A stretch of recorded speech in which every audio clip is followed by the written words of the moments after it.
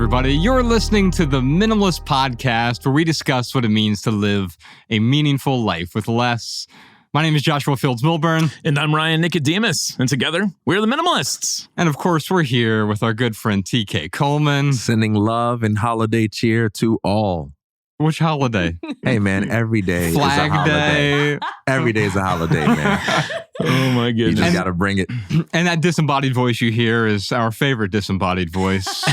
Malabama is here. Hi, everybody. We've got the rest of our team here in the studio as well. And we're going to do our best not to tear up during this episode because we have a big announcement. But as you know, this is a listener-driven show. So if you have a question for the show, give us a call, 406-219-7839, or email a voice memo to podcast@theminimalists.com. We'll answer your question on a future show, or you can send in your comments, your minimalist tips as well. Today, we're starting with a question from Patreon. Kay Lee has a question for us. In your recent False Self episode, the camaraderie between Joshua and Ryan is profoundly uplifting and appreciated. I truly love watching your friendship evolve. How has it evolved over the past years? 32 years. And how do you think it will evolve going forward? 32 years indeed, Nicodemus. Yeah, man. You're getting old. Yeah, I know. It's your fault. If we weren't friends, I wouldn't be getting this old. Actually, I would say you actually keep me younger. It's been really good, man. Wow. Yeah. Wow. I don't know what my rigidity is like. It gives you bounds. No, you got good energy. And dude, in a way, you've played my conscience a lot in my life. You have been my mentor. And yeah, man, like, no, the 32 years, like, I don't forget a day of it. Okay, I forget a few days, but there's a lot I don't forget. Yeah, especially like 2004? Couldn't tell you. What the heck happened in 2004? In fact, we have a photo tour we're going to go through today of the Minimalists over the years from 1981 until today. In fact, we have one photo from the future. Oh, wow. We're going to go through that as well. But we have a big announcement. I want to start there, and we're going to address Kaylee's question head on. Big announcement. I got a new shirt. I thought I noticed something different about you. What you really need is a pack of cigarettes, though, to roll up in those sleeves. Totally. That would be cool. If you're listening, I want the cigarette in his ear. In his ear? I think TK's right. If you're listening to just the audio version of the podcast for today's 400th episode, that's right. This is episode number 400. I'm wearing a special shirt. It's just a purple shirt. Yes. We're going to talk about clothes later in this episode as well. But no, the big announcement is after 6 years here in Los Angeles, Ryan is making his way back to Montana after this episode. Yeah, man. Me and Mariah are going back. I was going to say going home, but I was just in Ireland for 3 weeks. That kind of felt like home. LA kind of feels like home. Yeah. You know what? I'm going to use the Dr. Bush line. If we're on this planet, we're home. Yes. Yeah. I really do feel that way, though. Yeah. Going back is kind of like a funny way to speak, right? Because the places it's not going to be the same as of when course, you were there last time. It's changed a lot, actually. But Yeah, and you're not even going back. You're going forward to somewhere. Yeah. And I think we'll be talking about this a lot today. It's okay to glance in the rear view, and we're going to do a lot of that as we look back at what we've done as the Minimalists over the last 13 years. And I just want to be clear, Ryan going back or going forward to Montana. That's a good distinction, man. I like that. I think that the key here is some things will obviously change around the podcast a bit. He'll be calling in regularly. I just want to be clear about that. Ryan is still, co-founder of The Minimalist. We're still The Minimalist. You'll still see him. In fact, Ryan, Yeah. we have this for our audience. For the days that you aren't here, yeah. This is sexy. my good friend, you can go to my camera here. I got like another week before I move. Can I borrow that for a little bit? I'm going to have to clean it up first. Again, if you're listening to the audio version of the podcast, which most of you are, there is a cardboard cutout of Ryan in our studio right now. So whenever he calls into the podcast, you'll get this version of him. And it's actually not wearing pants. You guys can't see that on camera, but just know, tighty whities. Tidy whities. Anyway, we'll be checking back in with Cardboard Ryan, 2D Ryan in a bit. Yeah. When you think about it, the 2D version of you is maybe the most minimalist version of Ryan. You know what? 2D might be too many dimensions. Oh, Maybe go to that 1D. Just turn you into a line. Turn me into a dot. There's a train of thought you got to finish though, because you were saying to our audience, let's be clear. Here's what it does mean. Here's what it doesn't mean. Mm-hmm. Yeah. So here's what it does mean. The podcast is still going forward. Ryan and I started talking about this years ago. Mm-hmm. He's been wanting to find his way forward to Montana and absolutely loves Los Angeles, loves the work that we do through the Minimalists. And we've been talking about over the years, we've tried different iterations to try to make it work. But back in February, we started planning what are the next steps of what we do. And we had a few options we could put on the table. We could just dissolve the Minimalists. Yeah. I realized recently, this is the first time we're going to be living in different states since I think we were 10 years old for any appreciable period of time. Yeah. You moved to Florida for, 6 months or whatever at one point. And so for the last 32 years, our friendship has evolved 15, 20 different times over that time period. Yeah. And it will continue to evolve as we go forward. But that also means the podcast evolves. And we put these options on the table. Do we just walk away from the podcast and the Minimalist? And I'm always willing to walk away from anything, because if you're not willing to walk away from something, you're forever tied to it. And then it becomes a burden. Hasn't that been the whole point of the Minimalists, is we're willing to walk away from anything, even the Minimalists. Yeah. And we're going to be talking today about endings and how endings can become new beginnings as well. And if you don't like the term ending, we can use terms like recalibration, recombobulation, reconfiguring. And so today we're facing one of those events. Yeah. An ending and a new beginning. Yeah.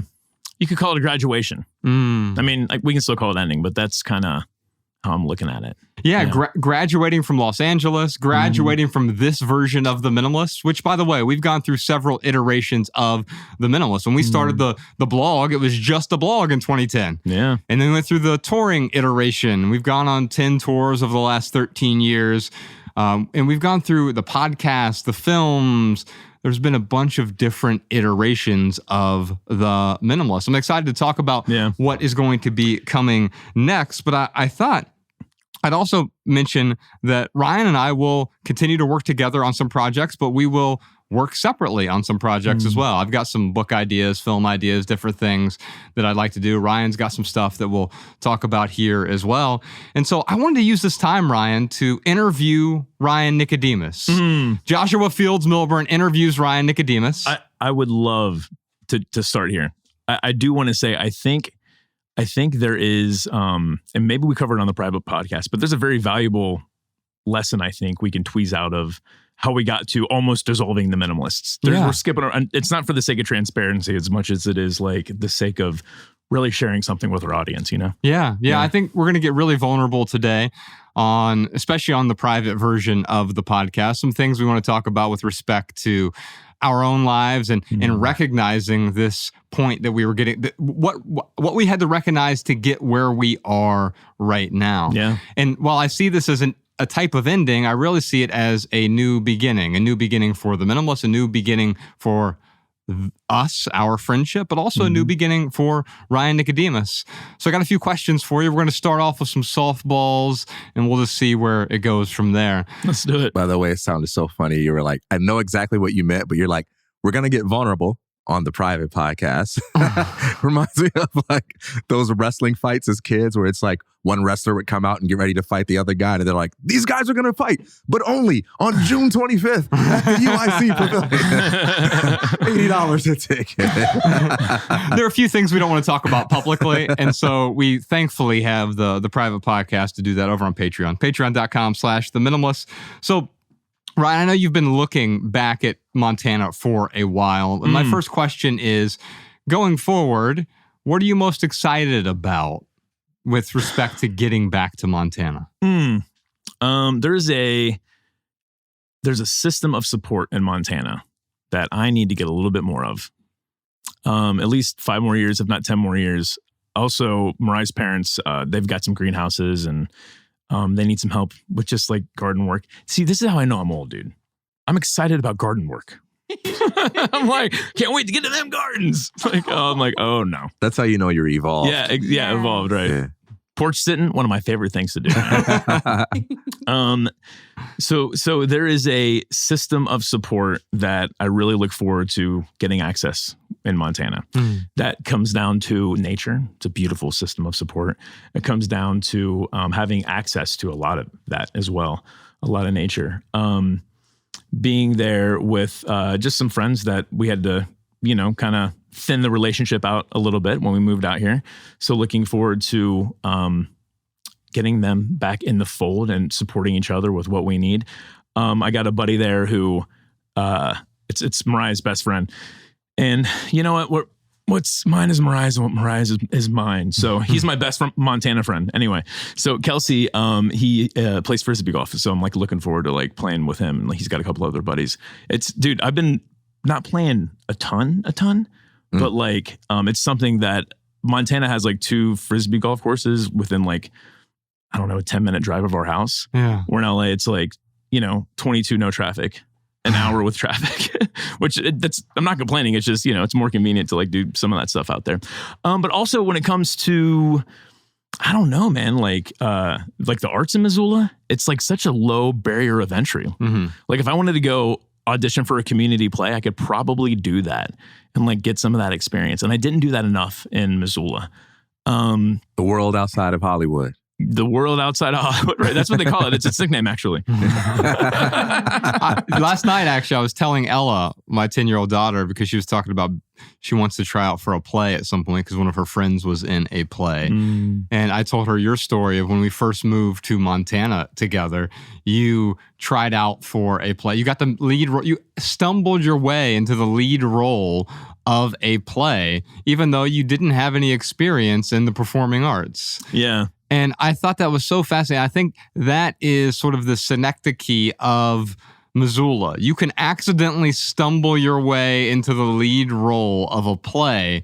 And it seems like LA would be the place you go to for something like that. But it's actually a place like Missoula, Montana, where things like that happen. Yeah, because like there's just a lot of culture per capita there. I mean, it's the same thing in LA. But yeah, it's just like a little gem. I actually kind of feel bad because Josh and I have talked about it so much.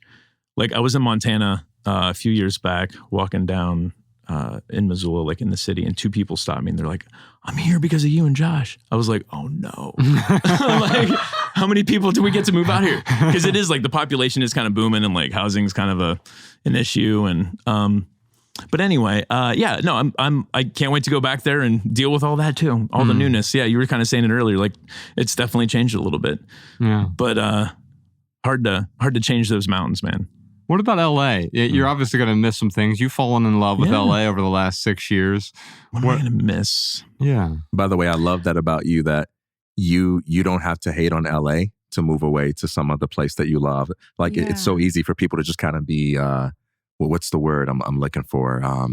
Polemic about it or advice about it. Like, oh, LA stinks. But you can say that you love just about every place you've been. So I appreciate that. But anyway. Hey man, you know, I always think about when you say things like that about how, I'm going to butcher your quote, but it's, you don't have to believe, you don't have to not believe, you just have to listen, take it in. So you've helped me get there is what I'm trying to say, TK. Oh man. Yeah. Which it's really easy to get there because LA is freaking awesome. And so is Ojai, and so is the rest of the freaking world. And I'm glad that I get access to this place. What am I going to miss about it? I will be here so much, like a part-time life in LA. I don't really plan on missing anything. If that makes any sense. You know what I do plan on missing, which this is going to sound so vapid, but I saw this question. I was like, what can I say that I am going to miss? So you're going to have to like help me out with this. At Whole Foods, they have these Thai curry cashews that are out of this freaking world, dude. And I can't order them on Amazon in Missoula. And I can't go to the good food store and get it. And I don't want Whole Foods. If you're listening, Whole Foods, do not come to Missoula. Or if you do, just open up a cashew store. Actually, if you're listening, just send me a box of Thai curry cashews. Anyway, no, I was thinking about it. I'm like, oh, that's one thing that I'm not going to have access to. It's like little things like that. So there are some conveniences that I won't have full-time access to, but distance makes the heart grow fonder. You know? Yeah, and I think that's when I say, what are you going to miss? Quite often, for me, the things that I miss are the things that I enjoy the most. Because if I didn't enjoy it, then I'm not going to miss it. If I have pain in my knee, I don't ever miss, I really miss having that pain in my knee, right? No, when it's gone, I'm like, yes, this is great.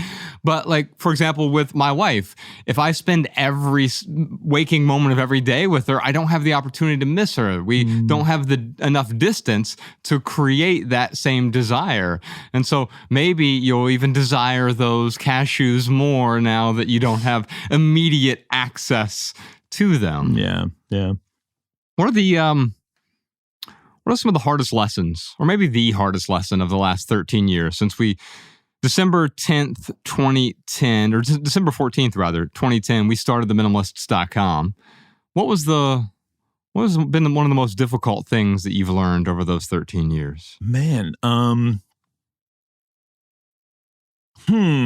And do you have a favorite thing? Let me speak to this question that you have written here, because it's kind of a different question. The question is, what was the hardest thing to do these last 13 years? Mm-hmm. And that is 100% leaving the same state that you're in. It's one of the hardest things I've ever had to do. Wow. Talk about that. Oh, buddy, like you've just supported me so much, and I'm gonna miss it, man. But I know you'll still support me out there. And it's still possible to support someone from a distance, right? Yeah. So for me, the relationship is getting thinned out. As an extrovert, I'm like, oh. And Josh, as an introvert, is like, it's getting stronger.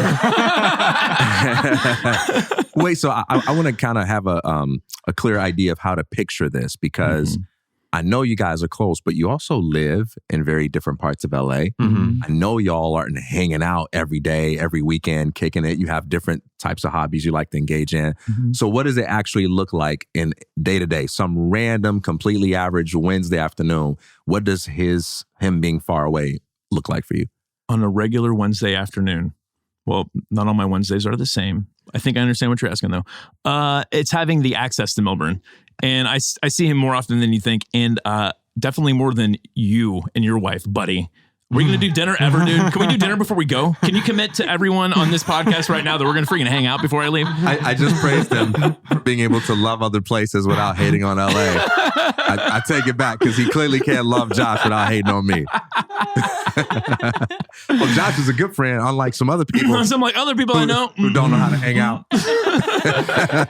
It's funny that I'm seeing the dichotomy here, because I don't see our relationship changing appreciably. I literally see it strengthening, and especially the conversations we've had over the last 5 or 6 months at this point, I see a growing stronger, weathering some discontent in our own relationship. And I think the relationships that thrive are the relationships that are able to handle conflict without blowing up, without going nuclear, without saying, all right, it's time for World War III. But it's being able to say, hey, we disagree about these things. Now, Ryan and I are such appreciably different people. I brought my daughter to a pet store not that long ago, and they have these chinchillas there. I guess you could take home, but you can buy 2. They won't let you buy 1, apparently, because you have to buy 2. They need someone with them all the time. And I realized, Ryan is a chinchilla. Yes. And it's not just all the body hair either, which is really soft. But he would know. Ryan, being the extreme extrovert, he is always with Mariah. Whenever I hang out with Ryan, it's either for the work stuff that we do, or it's with Ryan and Mariah, right? He has this other chinchilla with him, right? Yeah. And what is fascinating about that is I know that if I were to live his life, I would be miserable. And the opposite would be true. And this is why I have problems with prescriptions, because you should live this way. You should behave like this. You should do these things in this sequence. You should use these ingredients in your own life. And you can give that to someone. You can hand them all of your ingredients, and now they're making something, but they don't enjoy the taste of it. Yeah. And what I love about Ryan's and my dynamic is, even though our personalities are utterly different, we're able to appreciate and respect the fact that, hey, you're different from me. I don't need you to be like me. There was the longest time I did. I'm living the right way, and I think I'd just convince Ryan to live the right way too, which sounds like what? It sounds like a really dogmatic religion. And I'm not using that to be pejorative, but it sounds like an ideology. If this is right, therefore you must be wrong. And our relationship has transcended that because we're both able to step back from that. Ryan has taught me how to step back from needing to change other people. And because if I needed to change him, then I would just always be miserable, and I would make him miserable as I changed him. I would say you taught me the same thing. Yeah, man. I got bifurcating thoughts right now. We're going to go back to TK saying about the Wednesdays. So, dude, like having lunch with... to be a Wednesday specific. Right, exactly. So Tuesdays, Josh and I get lunch more often than not. Sometimes we don't, but sometimes we do. Yeah. I like those little lunches. Yeah. You know? It's weird because like it's having the access. Like it's something that I didn't even realize I was kind of really... It's not needing, but it's like the comfort. It's like having a family member close by. Yeah. Having like one of my best family members close by. Because Josh and I mean, you have no idea. Like and same thing with Jerome. I mean, we've had to be each other's family in a lot of ways, you know? So, yeah, like I'm kind of moving farther away from a family member I like. I'm okay to move away from the family members I don't like. Funny how that's easier. Right. That's way easier. Yeah. And then the other thing, I lost it. That's all right. Do you remember what you were talking about before I went back? Well, I was going to ask you, you talked about some of the hardest things, but this is going to be the hardest thing. Mm-hmm. What is your favorite thing that we've done since we started the Minimalists? My favorite thing, that we have done? Do you have like a favorite memory that you hold on to? Of course, dude. I mean, as far as you and I are concerned, that year-long tour was like priceless, man. Yeah. And like, I mean, we had no idea what the hell we were doing. Yeah. And Josh is like, we're going on tour for a year. And I'm like, oh, are you sure? And he's like, I'll do it. Yeah, we got to do it, man. I'll do it on my own if you want. And I'm like, come on, man. Like, you know, I'm going to go there. I'm like, I'm not really worried about me. And Josh is like, no, like, we got to do this. And that's probably... that was 100% the catapult to all of this, dude. Yeah. I mean, we had been the Minimalists for however long, but that tour, like, really, we're still getting things from that. Yeah. You know? And when I say things, it's, you know, obviously I'm not getting a couch or anything from it. No, but actually, I'll phrase that a different way. We are still able to really give a lot from that tour that we're still giving from directly related. I mean, just, you know, our documentary Minimalism just came back out, and it's on YouTube for free. So that's pretty awesome. That thing is still giving like that. Yeah. You know, it's funny. Sean sent me a screenshot yesterday. As of this recording, it's been out for about a week, and over 2 million of you have watched the documentary on YouTube. It quickly became our second most popular video on our entire YouTube channel, second only to the trailer for that same movie. Amazing. And so a lot of people, now that it has this new life, it's wild. But you're right. We went around with Matt Diavella that year. He was sort of in the back seat, him and his camera equipment and lighting and all this stuff. And we filmed something that has stood the test of time. And we're able to go back and look at it now and say, wow. I do have some amazing fond memories from that. Some of my most fond memories are in Fargo, North Dakota together. I know. How weird is that? Yeah, we did. Not only did we do a TEDx talk in Fargo, but we spoke at this conference 3 years in a row called Misfit. And we even... we took our documentary and screened it there for the first time. It was not even the finished version. It was a 2015 version. Standing ovation. Yes. It was amazing. And in Fargo, North Dakota, I realized something. While I hate the weather of Fargo, I like everything else about it. Yeah. And it's almost as though I was talking to Mallory about to Mallory about this before the podcast. But there's something about Fargo, the weather conditions these people in a way or weathers them in a way that brings out the community and the niceness. And I'm wondering if something is true with Missoula, because Missoula does not have ideal weather for someone like me who values the sun probably a little bit above anything else. But there's something about the harshness of these climates that brings out some of the best in people. 100%, man. I was going to ask you, I was writing down here, I wanted to ask you about the sun thing because vitamin D is important. Yeah. So the question is, is it possible? We should get Paul Saladino on the line. Sean, call Paul. I'm just kidding.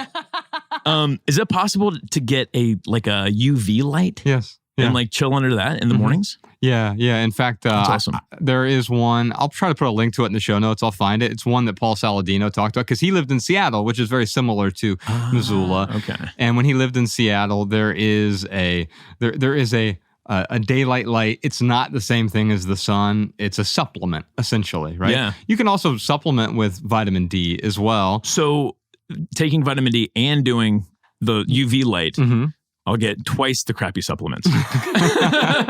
Exactly. So this question, again, you kind of asked it in a different way. So the question was, what was the hardest thing to do these last 13 years? And then favorite thing. Yeah. So in relation to me, it's moving back to Montana. Like this is like, I cannot tell you how good I feel about it, dude. How will it be different now than it was before? I mean, a lot will be the same, but Missoula has changed a lot. Montana has changed a lot, especially during the pandemic. A lot of people moved there. But how will this be different? Because you're not going back, as we said, you're going forward. This is the end of one thing for a brand new beginning. What's going to look different there? Yeah. I am going to tap more into nature for sure. So that could be, I don't know, man. Actually, I'm not even going to say what it could be, but that's like one of my major contexts moving back to Missoula. I got a lot of nature when I was there, but like there is a, for example, like I snowboarded maybe half a dozen times a year. I am going to, go as much as I can. Yeah. I don't want to put a number on it, but I would like to, because I snowboard enough to where when I snowboard and then by that sixth time, I'm like, oh yeah, and I can do double blacks and all that stuff. But if I go even more than that, like now I'm learning new things. Yeah. So I'm really looking forward to kind of learning new things with snowboarding while I'm still kind of youngish. There's actually still an amazing rock star. Mariah's dad kicks my ass down the hill and he's like 73 years old. That's really what it is. I just want to beat him down the hill. He's a skier, which makes it a little bit more difficult, but I can do it. Do you ski, by the way, too? No, I tried once. It was kind of a bad story. Anyway. And then I do remember what I was going to say earlier. You talked about not changing people. And dude, the platinum rule is like, I cannot tell you how that has come into play in my life ever since I've heard you talk about that. And it's funny because I'll try to share it with other people. And I start off with, and I'm like, do you know what the golden rule is? Hey, Mallory, do you know what the golden rule is? Oh yeah. Treat others the way you'd like to be treated. Okay. Yeah. Because everybody's heard us say it before, I guess. But you would be shocked. Over 50% of the people I do this with, they're like, oh, I've never heard of it. What? I'm like, so then I'll tell them the golden rule, treat people how they want to be treated. And they're like, oh, and anyway, but the platinum rule is pretty amazing, which is treat people how they want to be treated. Yes. Yeah. Yeah. But yes. Because if I treat you how I want to be treated, maybe you don't want to be treated like me. I do want to get back to one thing you were talking about with respect to access and having access to things. And I think what happens, we tend to take things for granted when we have unlimited access to them. It could be friends, close family. It could be the cashews at Whole Foods. Yeah. Whatever it is, if we have unlimited, unrestrained access to something, it's inevitable we start to take it for granted. We don't have to, but when I wake up in the morning and the sun is coming up and then the birds are chirping and I'm like, I just take it for granted. This is the way that things are.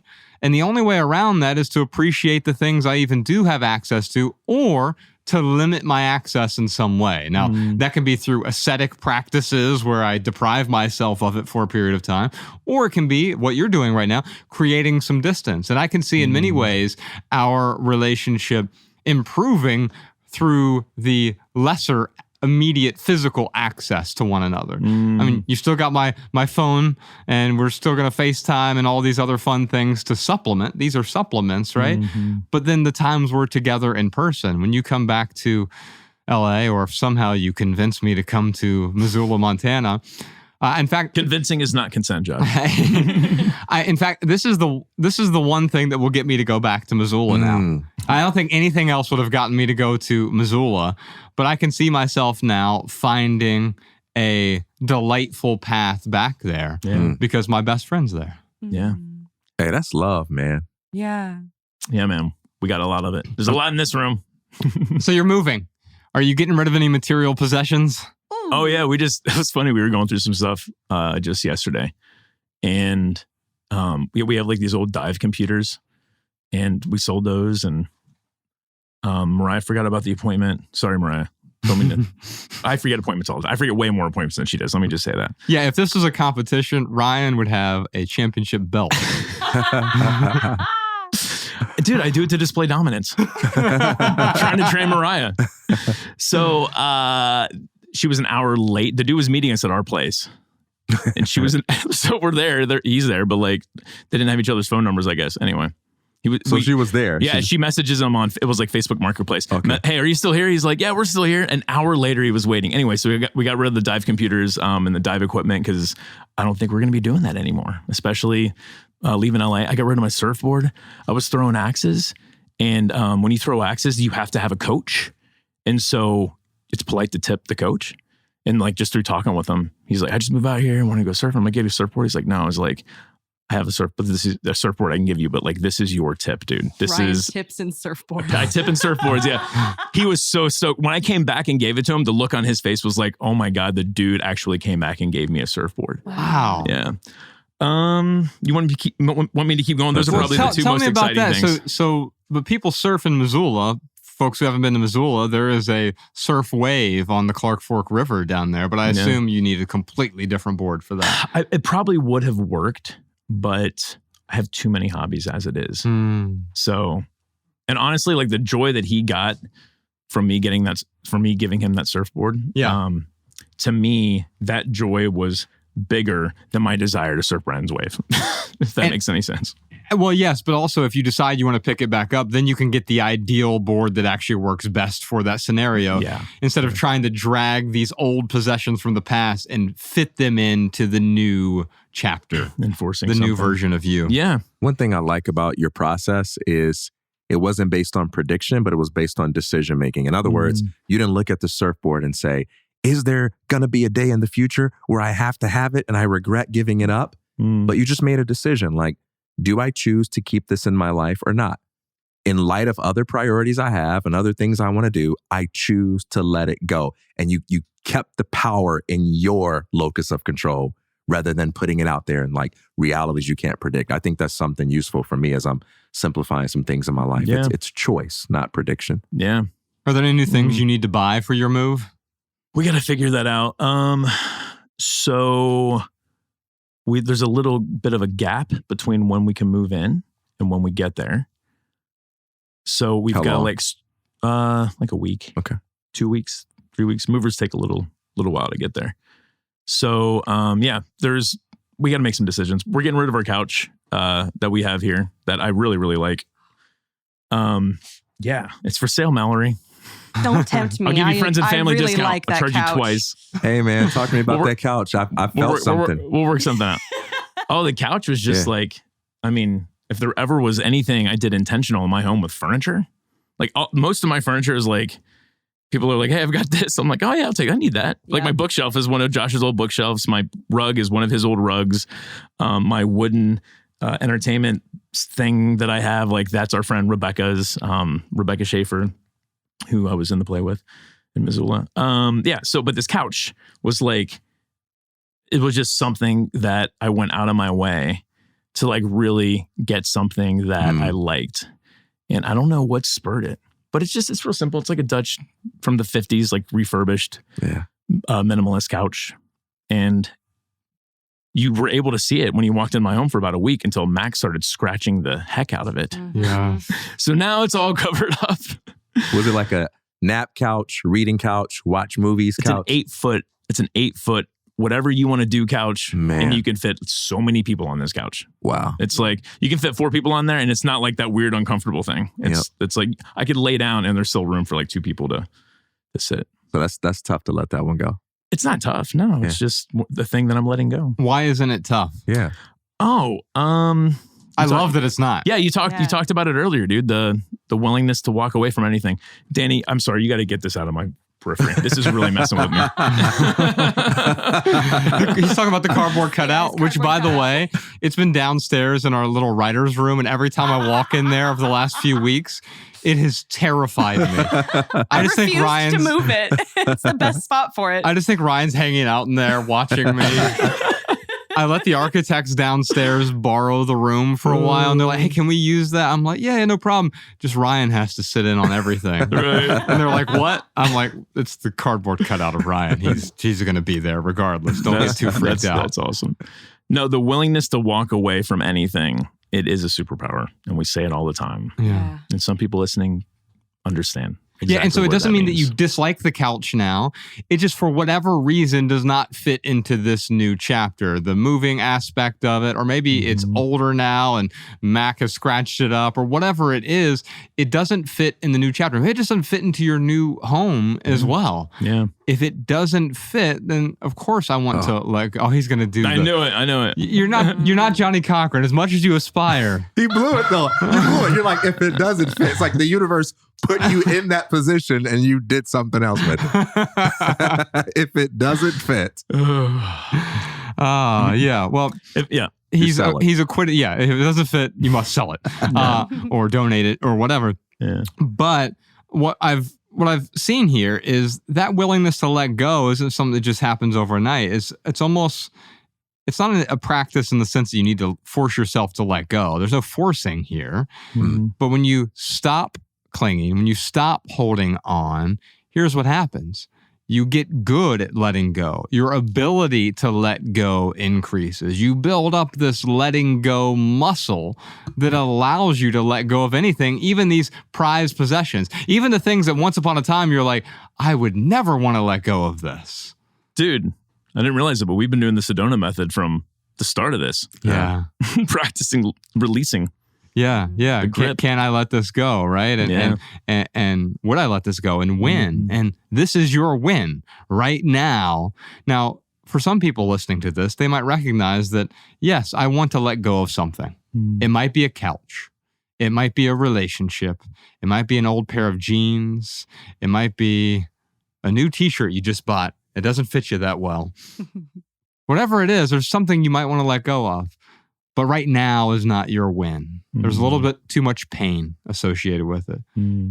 So the first thing to do is just hold on to it and look at it and say, am I willing to let this go? Would I be fine without it? Yeah, okay. Maybe I can't let it go yet, but I know that somewhere in the not too distant future, the thing that is burdening me right now, if I let it go, it will cease to be the burden. And when you see that, when you recognize the things that you're holding on to, the things that added immense value to your life, joy to your life, the relationships you held on to, the career you held on to, the school you held on to for so long, if I continue to hold on, it becomes a burden. And if I want to let go of that burden, I just have to let go of the thing that has become a burden for me.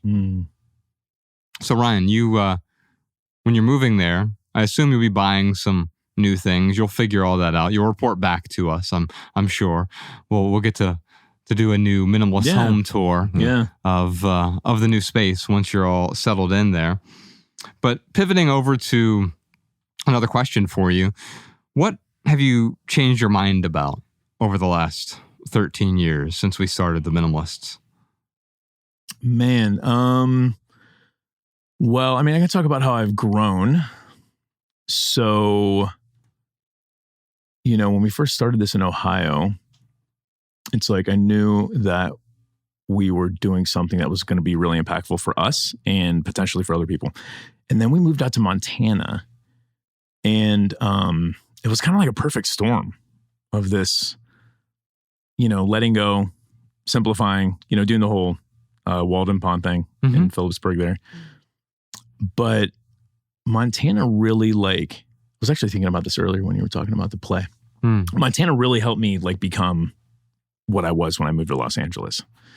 And what that is someone who isn't scared to be themselves. So when you came to me, that story that we told about, how are you liking LA? And I'm like, oh, it's going all right. But, people are I don't think really LA likes me. And because I ask them how they're doing and they just kind of sweep me off like, whatever, what do you want, dude? You don't care how I'm doing. Stop bothering me. Yeah. And Milburn was like, well, turn it down or turn it up. And I'm like, oh, I think I will turn it up. And it worked. But like, if it wasn't for Missoula, if we moved straight to LA, I don't think I would have been able to get there. I think that the city would have just chewed me up and spit me out. You'd see me on the corner up there on Santa Monica, covered in glitter. Directing traffic. Directing traffic, exactly. No. So there's been a really nice blossoming, for the lack of a better word, from Missoula to LA. And now LA has given me the confidence to, I don't know, just to believe in myself a little bit more. Like, I didn't even realize that. Like, I've been, ever since we talked about this, how many months ago did we start talking about this? February. Yeah. So I've just been thinking about this over the past few months, knowing that I'm leaving LA and I'm trying to, do all the fun things I can before I leave. But also, what is LA giving me? Yeah. And it's funny how, I don't know, where I got this, but giving me more confidence in the sense of, so Missoula taught me how to be myself. And Los Angeles helped me be extremely confident in being myself, if that makes sense. Yeah. Yeah.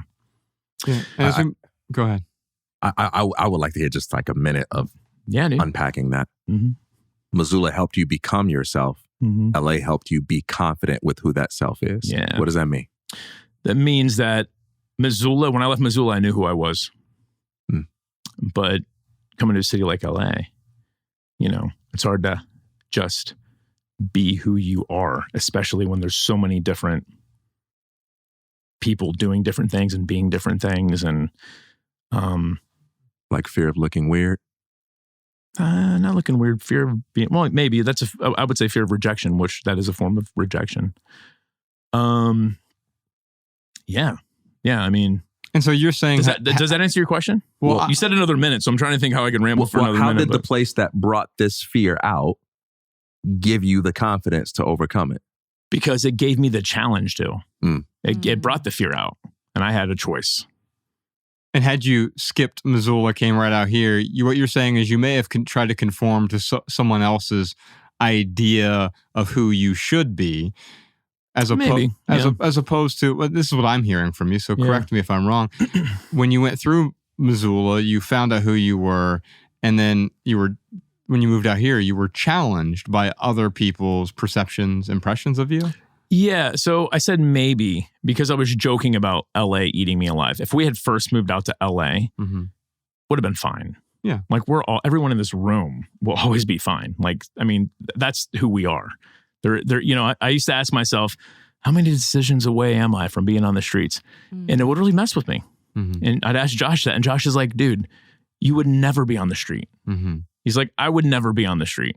And if for some reason we would help each other get off the street. Like, what a silly road to go down. And that's what I mean by everyone in this room will always be okay in some way, shape, or fashion. Going back to the judgment piece of it. No, it's not. Yeah. So it has nothing to do with coming out here and not being able to handle the judgment. Maybe it would have taught it to me in a different way. The past is colored with rose-colored glasses. So I'm just kind of looking at how it all unfolded, and I'm really appreciative of how it unfolded. Yeah, because otherwise we can have regrets or anything like that. But if I'm holding on to, I wish it would have happened differently. This is a problem that I have a lot. I wish I could have done something differently. I wish this would come off differently. I wish people would perceive me differently. That becomes a kind of little prison that I've fashioned myself, right? Needing for other people to judge me in a different way is causing the misery in me. Yeah. And I think what I'm hearing from you, and this is helpful for me personally, is I'm hearing that it enabled you to let go of some of the judgment of others. Yeah. I think I just want to be seen with everyone I meet. Yeah. So, when we moved to Missoula, like, I didn't know I needed this. It just kind of happened. But like, what I realized is I didn't even know what I actually wanted people to see, And And that's what I mean by Missoula like really helped me flesh some stuff out. But I was also going through the Jehovah's Witness stuff and like really wrestling with that. And that's been an awesome journey. Ireland, actually, I got a lot out of Ireland when it comes to that type of stuff, which we can talk about on the private podcast if y'all want. But what LA has taught me is that if you want to be seen, then show people. And it's up to them whether or not they want to see you. It's not up to me, Right. I think even the needing to be seen, though, I don't really sense that in you. In fact, I see the opposite in you. You're not peacocking. You're not look at me, check this out, look how great I am. And to me, you've never been that way. It's something I've really admired about you. You don't step out and say, I need to be seen. And so when I hear you say, I need to be seen, that's something different from what I think of. Yeah. For me is like, I need to be seen, so I'm going to punch TK on TikTok. I need eyeballs on me. Yeah. I need likes and clicks and views and all that stuff. Yeah. You mean something deeper than that. You want you want your humanity to be witnessed. Yeah, dude. That's good. Well, as we move forward here toward Montana, I'm interested in what you're excited about, what things you'll be working on. Our work's going to take some different directions here. The podcast is still going to remain the podcast. It'll be in your regular podcast feed. The Minimalist Ryan will be calling in, and he'll be joined by his cardboard cutout. TK Alabama, our team, will be here as well. All right, Ryan. So I got one last question for you as we sort of segue into this new chapter. Of course, the Minimalist podcast will still exist. You will be calling in from Montana. You're going to be coming to Los Angeles regularly, and we'll drag you back into the studio whenever you're willing to come here. TK, Mallory, the rest of our team will be here as well. And everything is staying the same from that respect. But this is going to be a new beginning.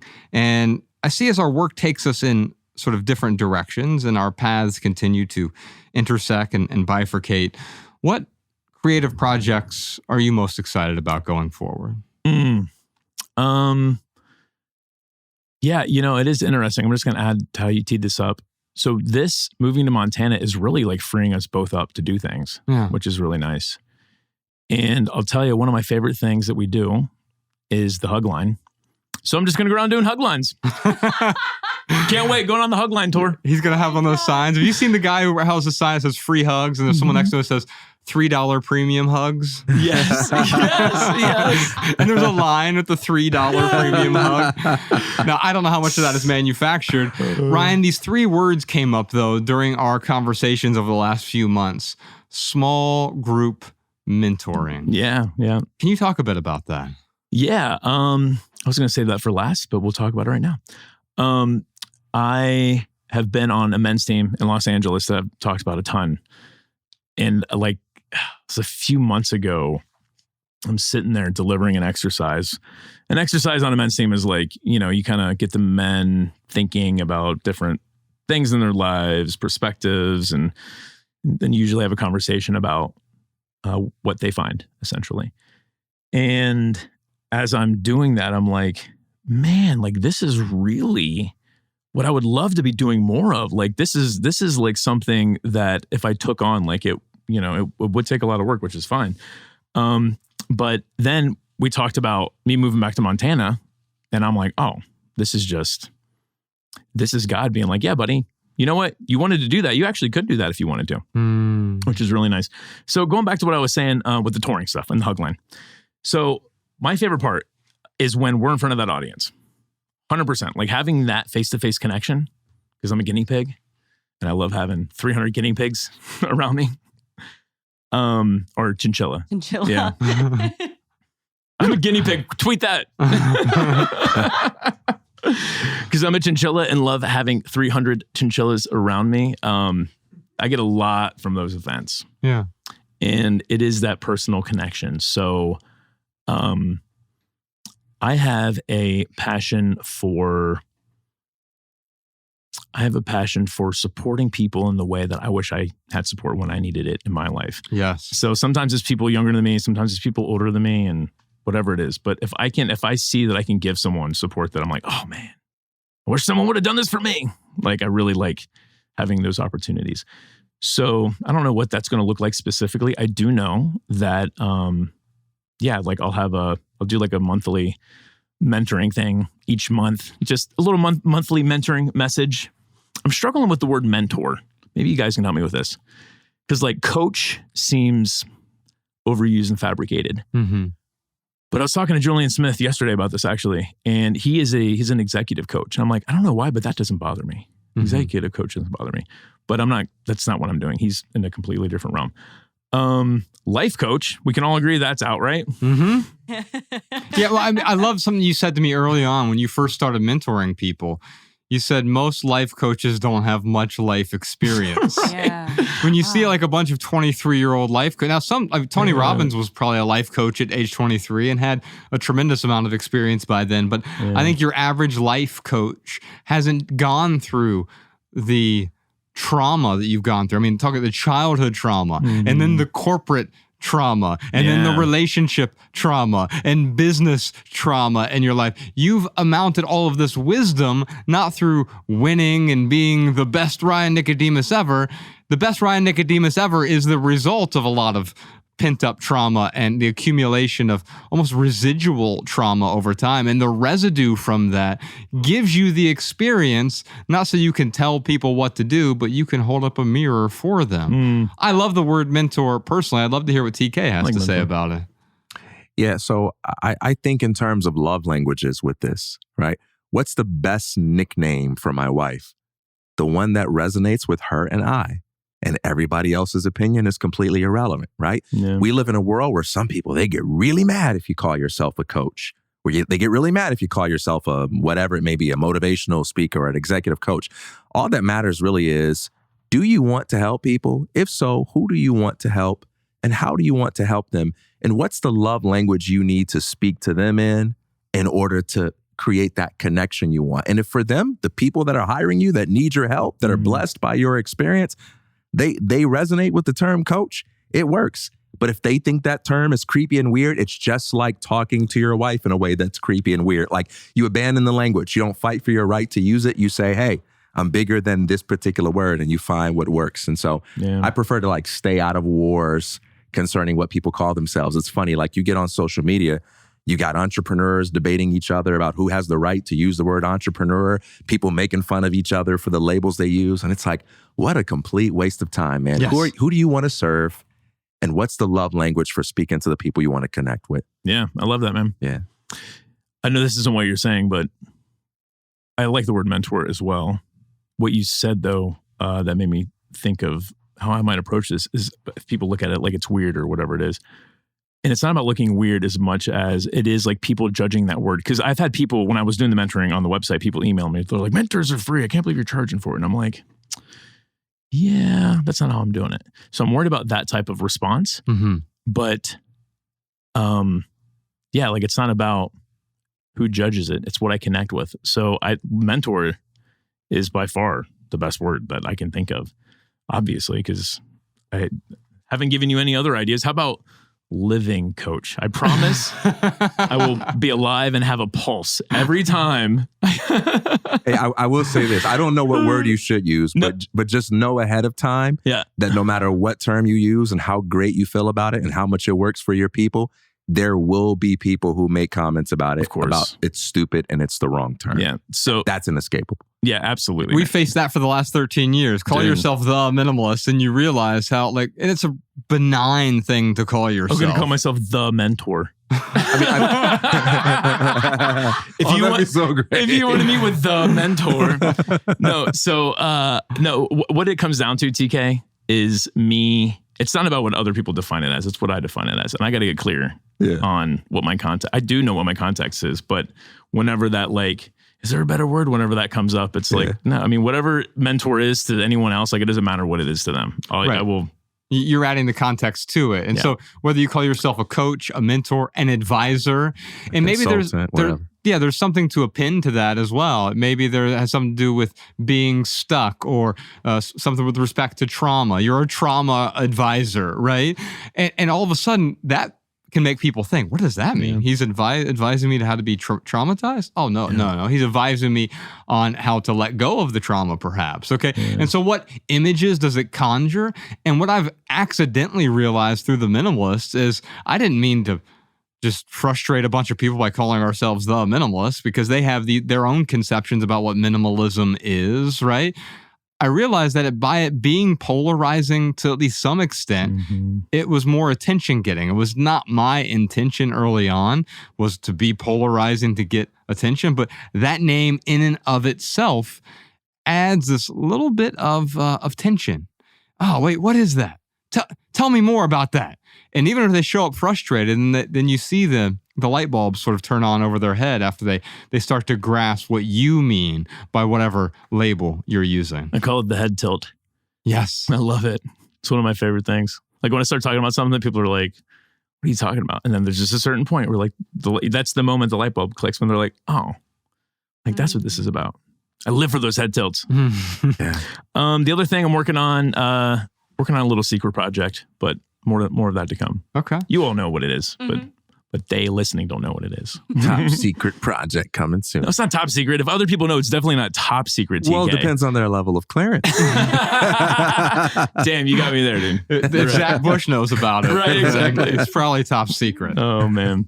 But so folks can go to RyanNicodemus.com. They can put their email address in there, and you will inform them of the top secret things once they've received clearance. Yes, exactly. Yeah, it's real easy to get clearance. Just put your email at RyanNicodemus.com. Well, I got one bonus question for you before we move on to another question from one of our listeners. I want to do a quick F, Marry, Kill with you, Ryan. Let's do it. Everyone's familiar with this game, right? So 20-year-old Ryan, 30-year-old Ryan, and 40-year-old Ryan. Who do you F, who do you marry, and who do you kill? Interesting. Wow. By the way, that I sounds knew like right my away- favorite novelist. I'll tell you what my answer was right away. I'd marry 40-year-old Ryan. He's fucking awesome. Ooh. I'd kill 30-year-old Ryan because 20-year-old Ryan and 40-year-old Ryan, both of them know how to have the best sex. But 40-year-old Ryan comes with something different than just really good sex. Comes with a matured man. So yeah, I'd F 20-year-old Ryan, kill 30-year-old Ryan, and marry 40-year-old Ryan. Sorry, 30-year-old Ryan. That's my answer as well. Wow, Awesome. that was Nice. smooth. That was good. We got a question here from Deirdre. Hello, I'm Deirdre, and I'm from Lethbridge, Alberta, Canada. And lately I have found myself drawn more and more to the podcast and all that you are sharing. I used to know my style, but now post-pandemic, and as I'm accepting that I am approaching 50, I find I'm transitioning into this new phase of life, and yet I don't really know my style anymore. I'm no longer drawn to my old clothes, shoes, purses, and such, and yet I can't seem to let them go, even though I'm not using them. Part of this is that I get myself hung up on the amount of money I've spent on what I have, and I feel like I'm just throwing good money away. But I also tell myself that I'm not using it anymore, and I should let it go. I realize, or rather, I'm proving to myself that I don't need these things, and yet I just can't take that step. I don't know, maybe it's a fear of change. What used to be my style and what was known as my thing, that being my fantastic fashionable shoes and purses, are no longer what I'm drawn to. So who am I now? I would love to hear your group's take on transitioning through life's phases. Thanks, and all the best. Bye. I thought this was a great question because it was a typical clothing question to start.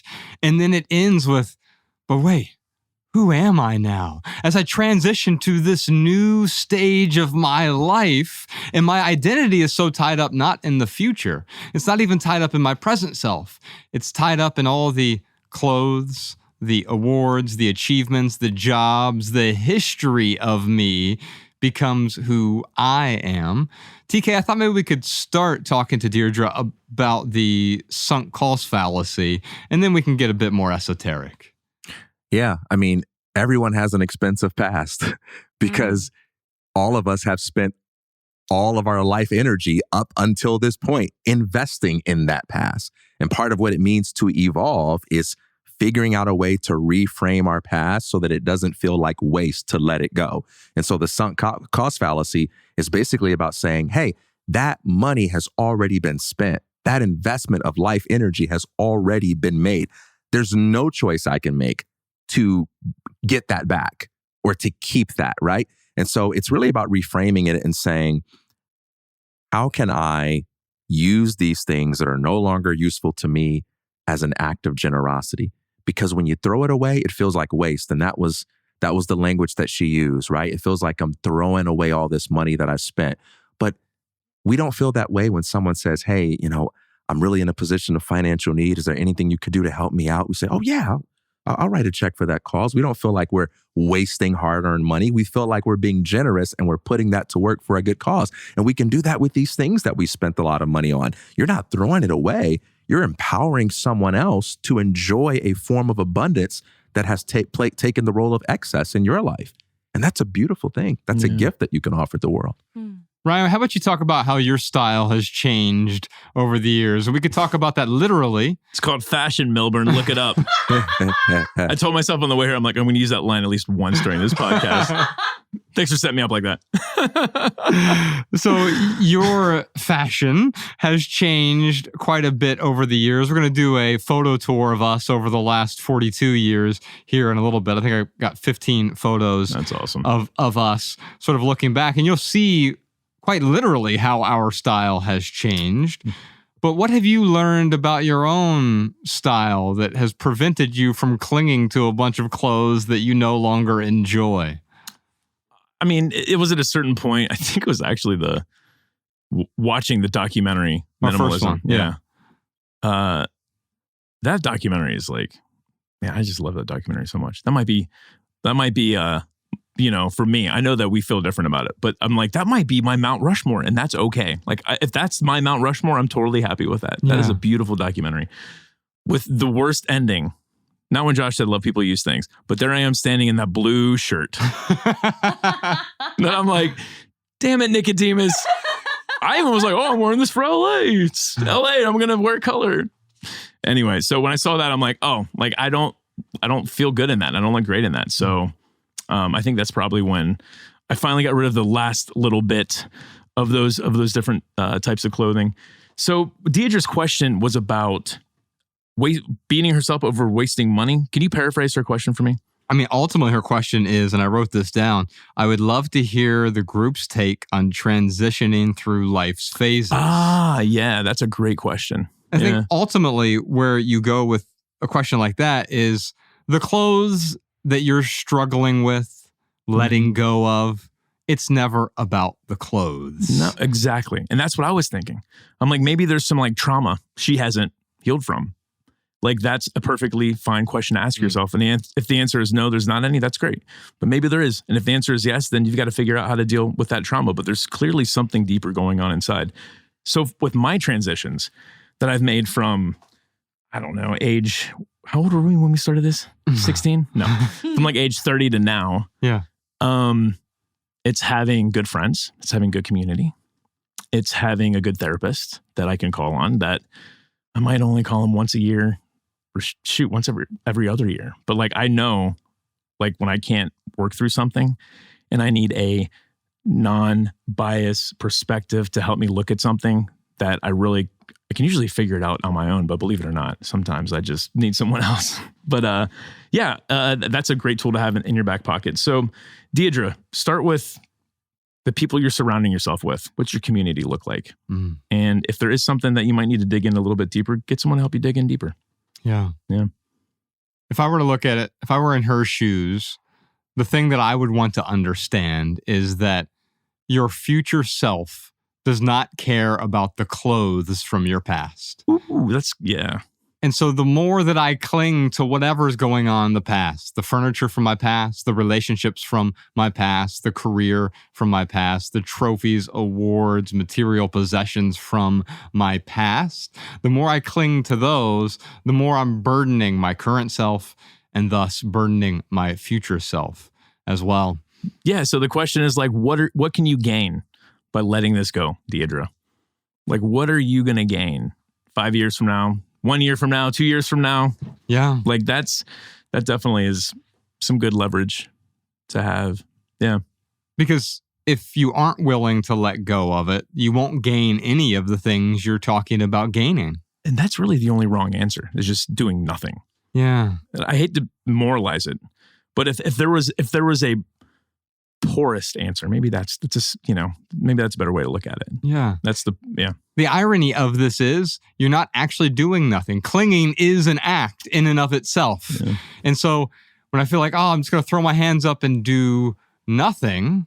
Well, no, you're not doing nothing. You're still holding on to something that is weighing you down. Yeah. One of my favorite podcasts, probably my favorite podcast episode ever, and I shared this with you a few months ago, Ryan, is from a friend of ours, Rob Bell. He had this podcast episode called A Pair of Doxes, because he has these two paradoxes, a pair of doxes. So good.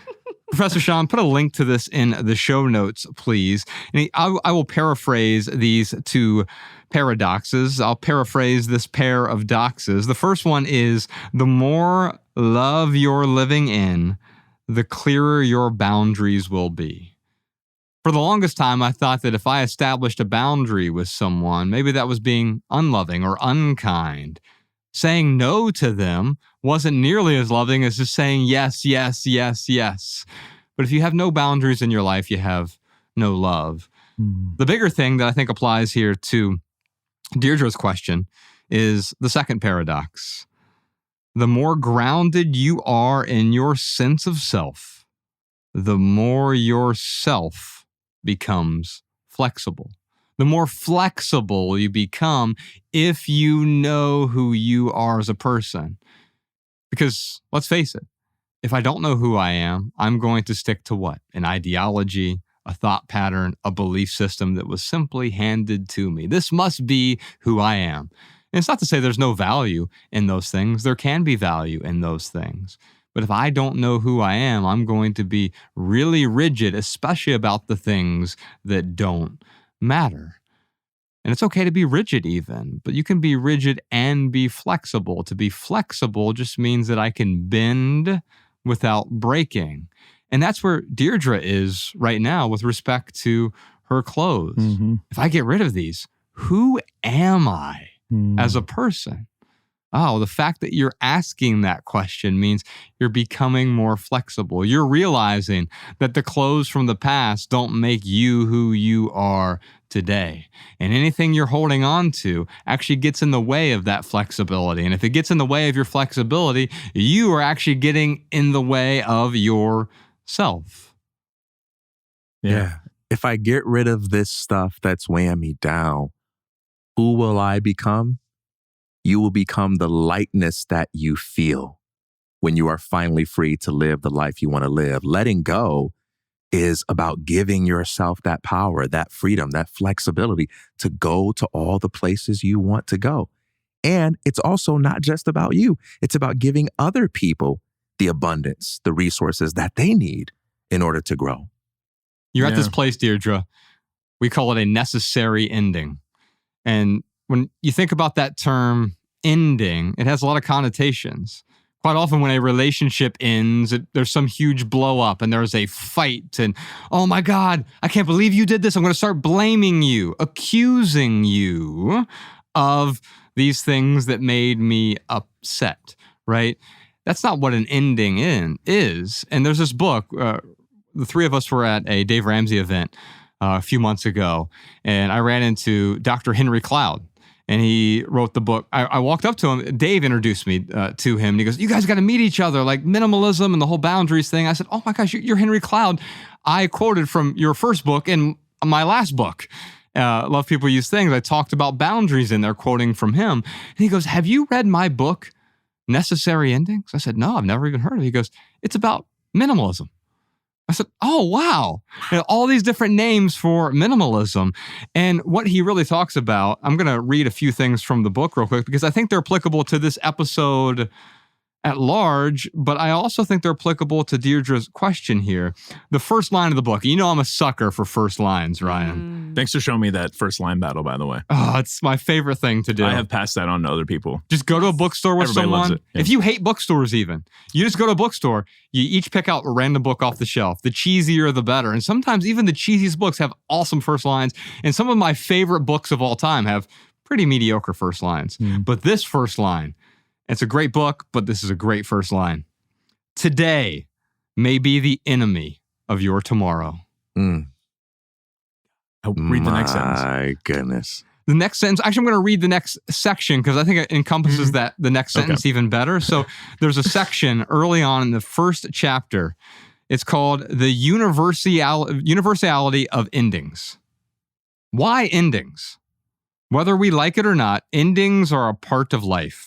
They are woven into the fabric of life itself, both when it goes well and also when it doesn't. On the good side of life, for us to ever get to a new level, a new tomorrow, or the next step, something has to end.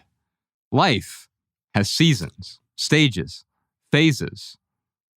For there to be anything new, old things always have to end, and we have to let go of them. Infancy gives rise to toddlerhood and must forever be shunned in order to get the independence that allows a child to thrive. Later, childhood itself must be given up for people to become the adults that they were designed to be. Getting to the next level always requires ending something, leaving it behind, and moving on. Growth itself demands that we move on.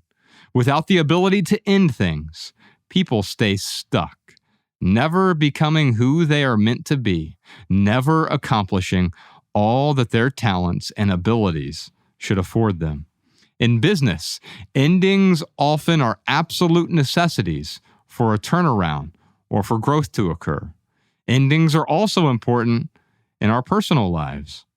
There are relationships that should go away, practices and phases that must be relinquished, and life stages that should come to an end to open up the space for the next one.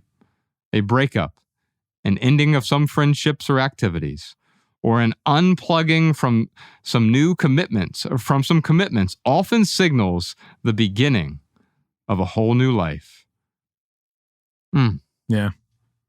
I think that word endings is scary because we think of divorce. And I love the word you used earlier with graduation because that's an ending. You're ending high school, right?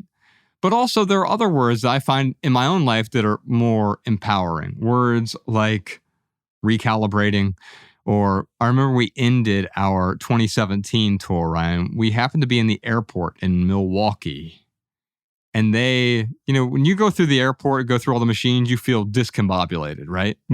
They have a zone, an area that is called the recombobulation area. Oh, yeah. Is that right? They call it that. And it's not even a real word, but someone who was designing this said, hey, I recognize how discombobulated you feel after going through everything that you've just gone through. And what a beautiful metaphor. Yeah. Everything you've just gone through, now is time for a recombobulation. We need to recombobulate our lives because whatever was just out there, we just ended that. We're in the airport now and we're recombobulating. Yeah. And I feel like that's what we're doing here with the Minimalists.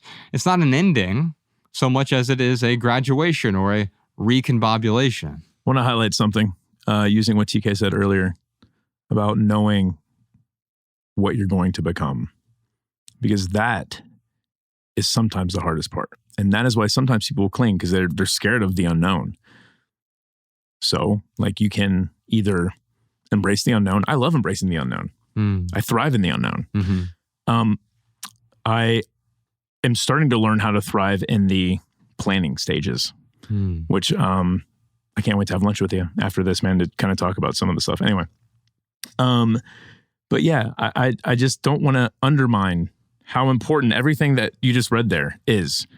But if you don't know what you're going to become, sometimes that might be what you have to figure out first. And here's the thing that I thought of when you were talking, TK. Los Angeles, people want to come out here because they see the lights and they see Hollywood and whatever they see. You're like, oh, LA.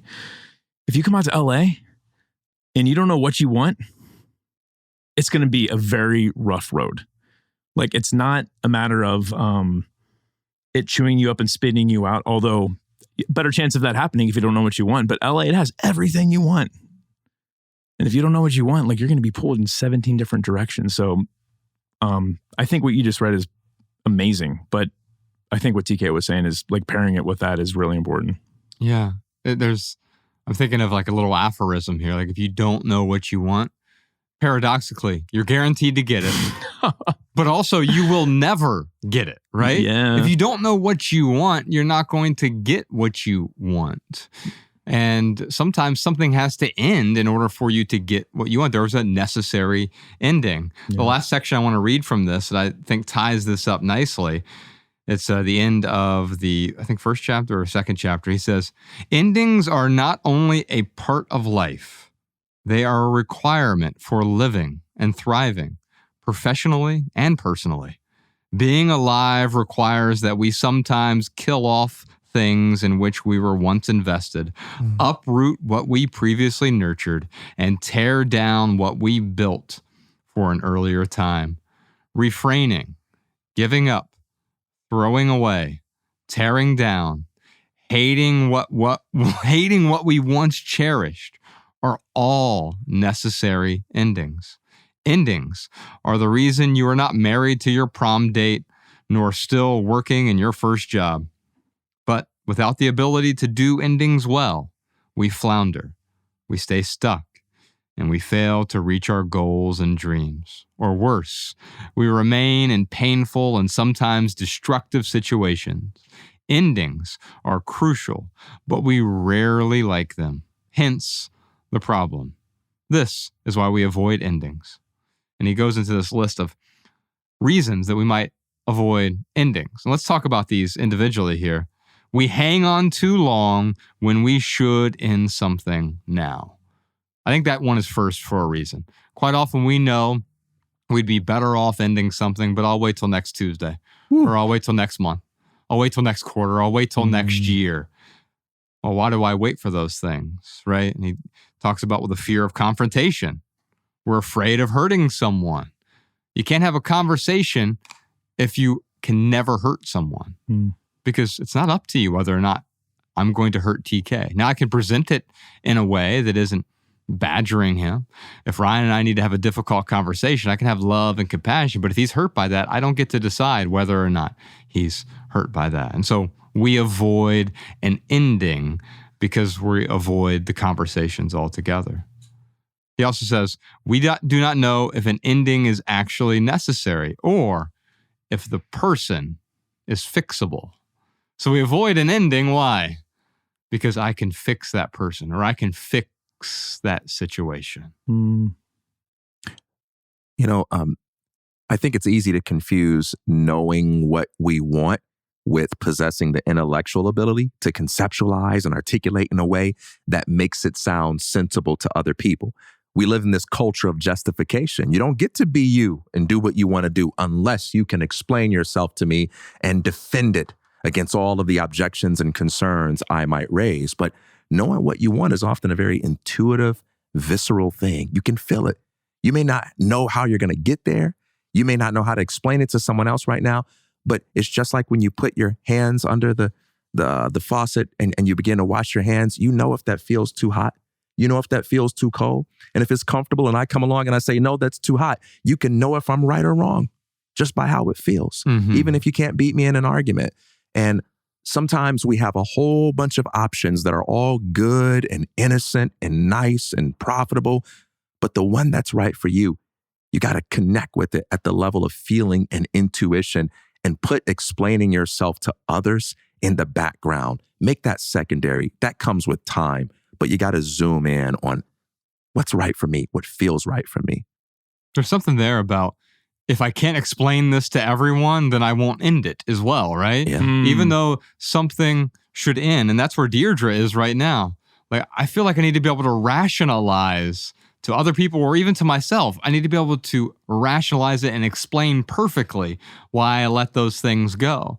Well, the only answer there is because it didn't feel right anymore. And it was time to move on. Yeah. So we talked about, I'm afraid of confrontation. I'm afraid of hurting someone. We are afraid of letting go and the sadness associated with ending. We do not possess the skills to execute the ending. We do not even know the right words to use. We have had too many and too painful endings in our personal history, so we avoid another one. When endings are forced upon us, we do not know how to process them, and we sink or flounder. And ultimately, we do not learn from them, so we repeat the same mistakes over and over. I've seen that in my own life, that something that should have ended a long time ago, I pathologize ending as being a bad thing. And right now we're facing an ending, but we're actually just facing a new beginning. And so if I just rephrase that story a little bit, I'm not even thinking of graduation is a new beginning. Yes, it's celebrating. That's what I wanted to do today is I want to honor Ryan Nicodemus. I want to celebrate Ryan Nicodemus, and you're still going to hear from Ryan Nicodemus. But I wanted to celebrate this new beginning, this graduation of sorts, because yes, it's great to look in the rear view and we'll have some fun with that. But what's much more exciting is what's about to happen, not what has already happened. Yeah. It feels to me like an evolution, which isn't good or bad. Yeah. It's survival. I mean, at its core. But in this way, there is a sense of survival that the reason why this ending is happening. But yeah, it's about taking this opportunity to really choose, like, what do we want to evolve to?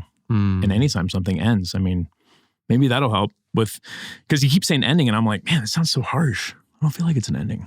But it's because I'm assigning things like graduation to it. I'm assigning things like evolution to it. Yeah. And I guess maybe that's what I'm really trying to say here. Anyone who is hearing ending and it's like hitting them, it's stinging them, because it's stinging me. It's really weird. It's not about the bad context that you have with it. Like, you can choose your context that you want to have with whatever ending is happening in your life. Yeah. And the word that I often use in my own life is not an ending, but it's an untethering of sorts, right? Tethers aren't bad. You know, if you're bungee jumping, you better hope that tether's going to work, right? But at some point, if I walk around forever with that bungee jumping tether, I'm constricted in a way that I do not want to be constricted or restricted from going where I want to go. Really useful in some instances, but if I'm not willing to untether, I'm never going to get away from that particular activity, right? And so when I recontextualize it, yes, graduation, yes, recombobulation, yes, recalibration. You know, when you're riding a bike, you're always recalibrating, especially me. I'm also off balance. I have to constantly recalibrate.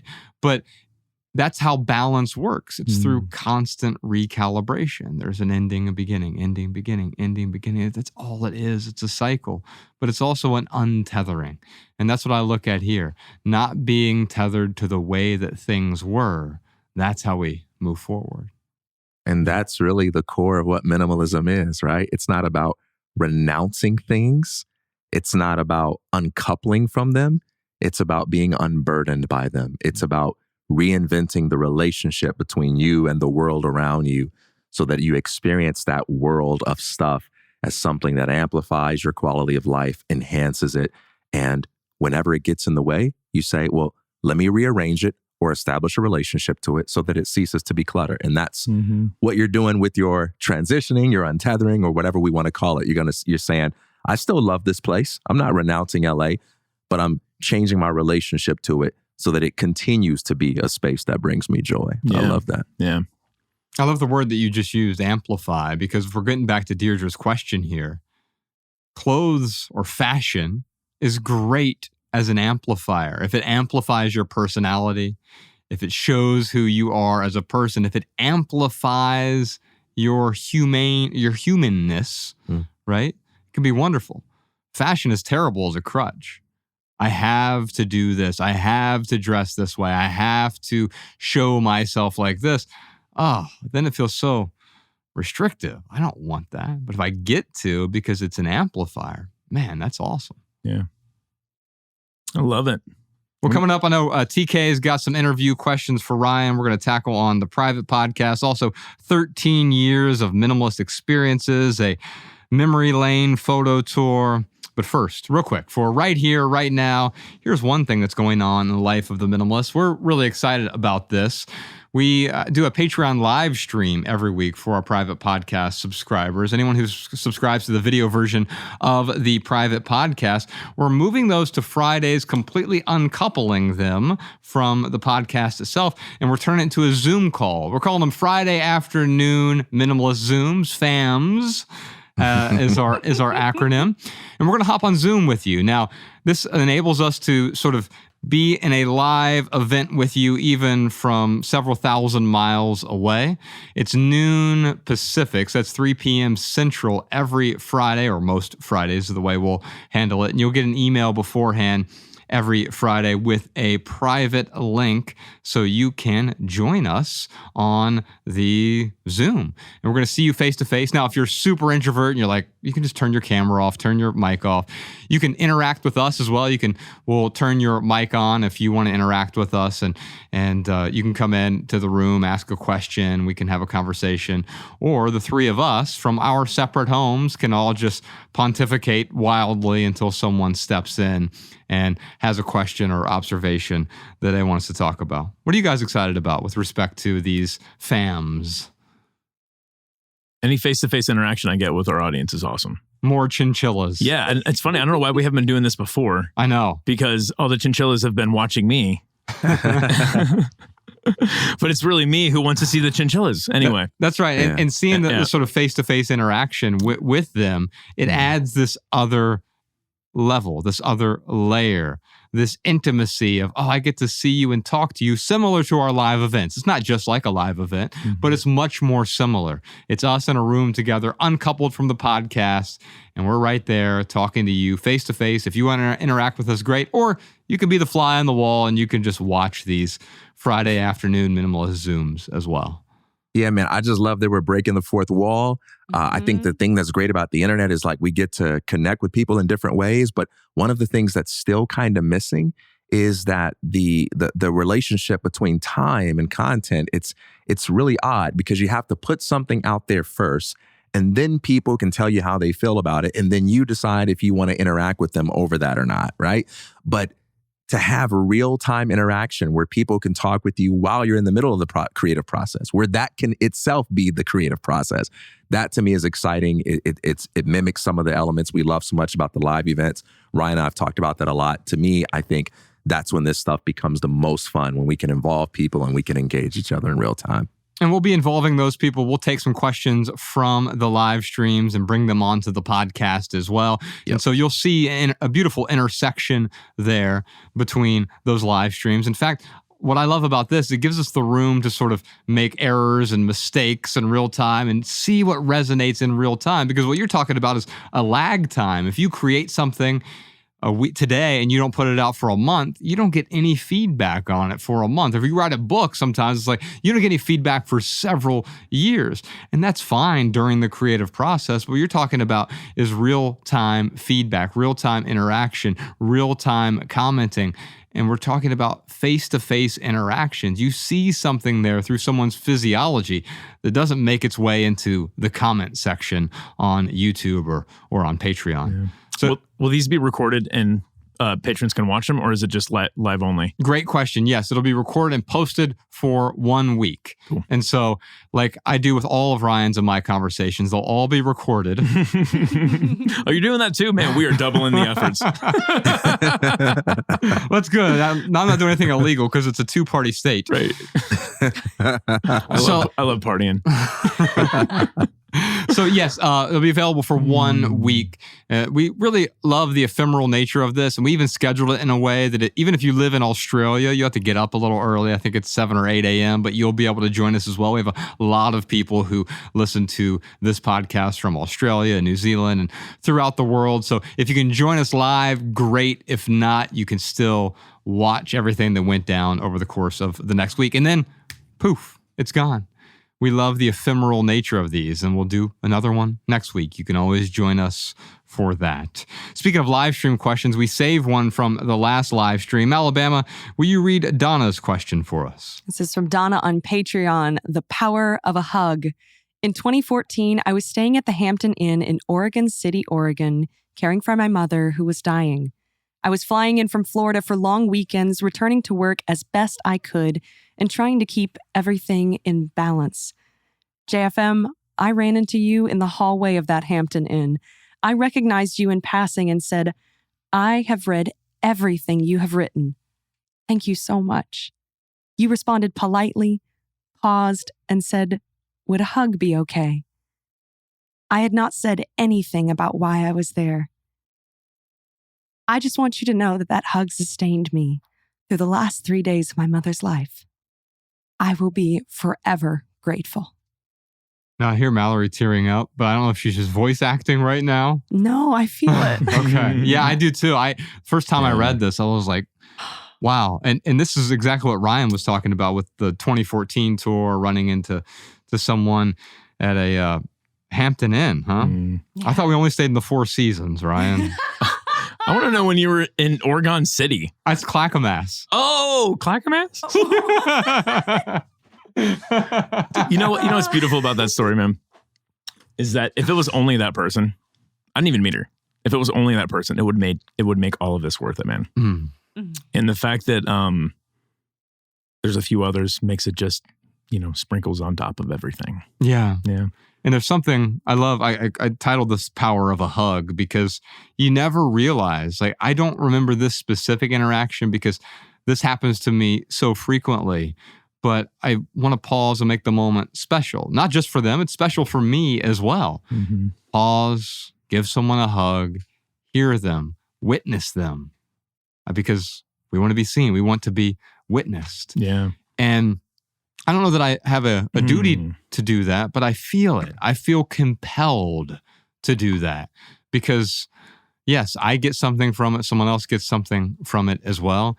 But talk about one of the best ways to be present. You can tell when someone is present when they give you a hug, or often a hug brings someone into the moment. We have some great guests on this podcast, but the one who stands out in terms of hugs is Dr. Zach Bush. Yeah. His hugs bring me into the moment, ground me in a way that makes me realize, hey, it's all going to be okay. We are right here, right now. That's why that's the name of that segment. Right here, right now. It's not over there and then some other time. It's right here, right now. And that's what a hug does. It brings us in to the moment, right here, right now. We got a bunch more to talk about. But first, Alabama, what do you got for us? Here's a minimalist insight from one of our listeners. Hi, this is April from Cleveland, Ohio, and I was calling to tell you guys about a service that I find very useful. In episode 394 called Simplify Everything, you guys talked about clothing recycling. And there's a service in parts of Ohio, Michigan, Texas, Illinois, Massachusetts, Connecticut, and Minnesota. All you do is go to their website at simplerecycling.com and schedule a pickup of your clothing. And then you put a box or bag on your porch, and you put a Simple Recycling label on it. And they even have labels on their website that you can print up. What they do is they grade all the items collected based on quality. Top quality go to thrift stores, mid-grade are exported internationally, and items considered unusable are processed for raw materials. I love it because of 3 reasons. Number 1, I tend to use items until they're either ripped or stained beyond donating to a thrift store, and I don't want those to end up in a landfill. Number 2, I don't have to take it anywhere. They pick up from me. And number 3, it's completely free to use. So if you're in one of those areas, go check them out at simplerecycling.com. All right, y'all. We'll see you on Patreon for the full, and this is not a joke, 4-hour conversation that we just had. And we went pretty deep. I mean, deeper than I think we've ever gone. And if you thought that Zach Bush episode was amazing, you're going to love this. This should be the title. If you like Dr. Zach Bush, you'll love this episode. Aliens ain't got nothing on this podcast. Oh, wow. So patreon.com/theminimalist, free for a week if you want to join and and check it out. We just had a 4-hour conversation. TK, he interviewed Ryan, went deep on some conversations there, but Ryan and I really broke out some of the conversations that we've had over the course of the last 6 months that allowed us to get to this point. Conversations about resentment and grief and guilt and letting go and moving on, the distinction between ending something and evolving towards something else. I can't wait to see where we go from here. Me too, man. I'm really grateful you decided to do this episode, even though it's completely contrary to how I typically would do an episode. I've learned to be wiggly, especially for episode 400. This is my favorite episode we have ever done. And I got to tell you, anyone listening to this, if you're dealing with resentment, if you're dealing with anger, if you're holding on to something that you really know you should probably let go of, you are 100% going to get some ingredients on how to let those feelings go. Yeah. Well, Ryan, I love you, brother. I love you more. I love you both. We love you too, buddy. All right, y'all. Love people and use things. Thanks for listening. We'll see you next time. Much love. Every little thing you think that you need. Every little thing you think that you need. Every little thing that's just feeding your greed. Oh, I bet that you'd be fine without it.